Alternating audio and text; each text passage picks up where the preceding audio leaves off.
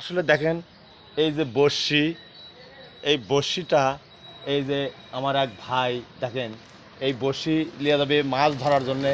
দেখেন কেঁচু তুলতেছে, কেঁচু, এবং আমাদের এই বাংলাদেশে বলে হলো চেরা।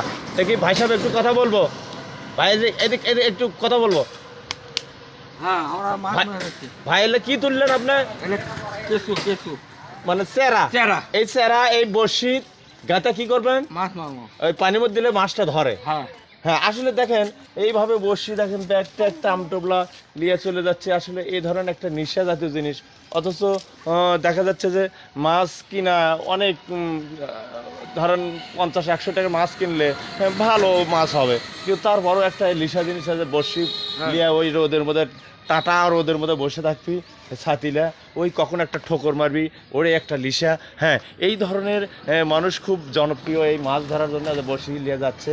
দেখেন আসলে আমার ভিডিওর মারফতে আসলে সুন্দর মানুষটা কিন্তু একটু ইয়া হলেও লাঠিতে হাঁটলেও না পায়ের সমস্যার জন্য কিন্তু মাছ মারার তার দারুণ লিসা, মানে এত লিসা বলার মতো না যে বসি টসি ফালাচ্ছে এখন চলে যাবে সে ভাদায় অথবা নদীতে, কিন্তু কখন আসবে সেটার কোনো নির্ধারিত নাই।